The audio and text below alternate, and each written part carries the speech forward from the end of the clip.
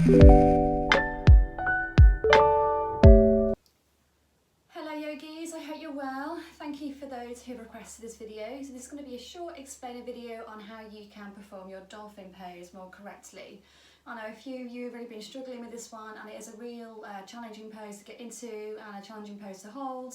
So what I'll do, I'll hopefully take you through some of the hand and shoulder alignment, which should make it a little bit more bearable for you. So first of all, I'm going to start to do it with you. So if you just turn around and we'll go through it together. Right, so first we want to make sure we have our hand and our arms in the right position. A lot of people I see when they're going through dolphin is their hands are straight and their elbows tend to come out to the side.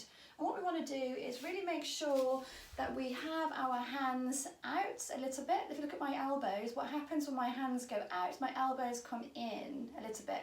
And what we want is the external rotation in the upper arm rather than the internal rotation, which makes our elbows come out.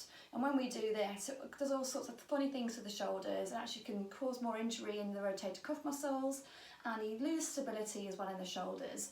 So first of all, the hands go out to the side. The elbows are in a little bit narrower than the shoulder width. You often get drilled to bring your arms down.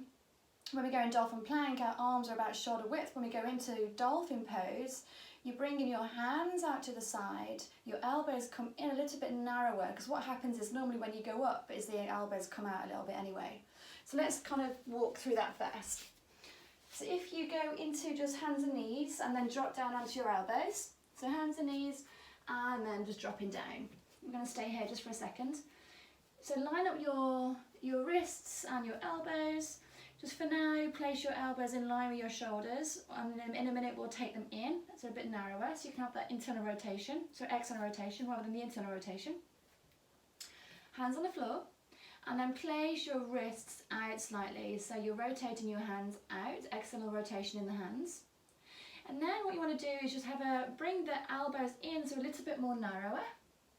And then you want to put your weight, press your weight into the wrists of the hands. That really helps there to get the stability in the forearms.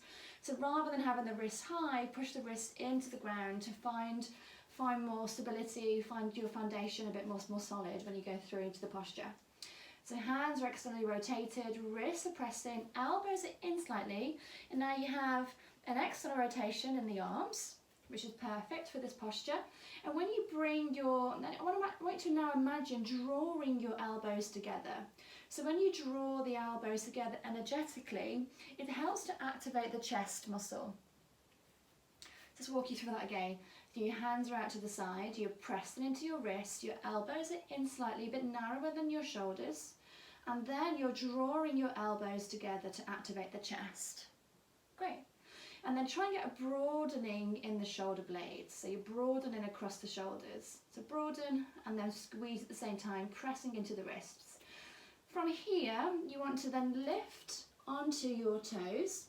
I'm going to walk you through it, first of all, the knees bent. So keep the knees bent for now. What I also see is people come a little bit too far forward, like this, towards their thumbs. When you're in this position, press back. So you're pressing back. And you probably straight away find it feels different when you press back. You get an automatic alignment in the shoulders, alignment in the elbows, and you're pressing into your elbows and pressing into your wrists as you're lifting, and you're looking in between your forearms. And you might find this feels a bit more comfortable. It actually feels quite pleasant when you're in the right position. From here, you're going to start to walk the feet forward over time, and your aim is to plant your heels down into the floor as you're pushing back into your wrists and your arms and your forearms and your elbows, and you're looking down. And this here is your dolphin pose. It's a strong posture. You're really building strength in the shoulders.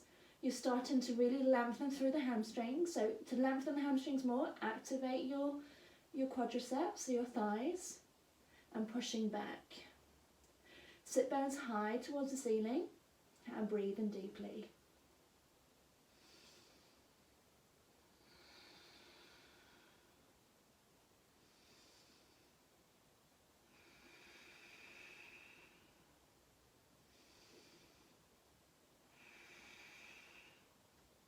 And then drop the knees down.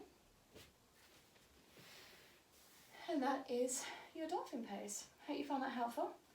If you have any more questions around dolphin, please let me know. Send me a message or a text, or just drop me a comment down below. Anything else, you just reach out to me and I'm here. And in the meantime, have a lovely rest of the day. I'm out of breath now, talking too much. Thank you very much. Namaste.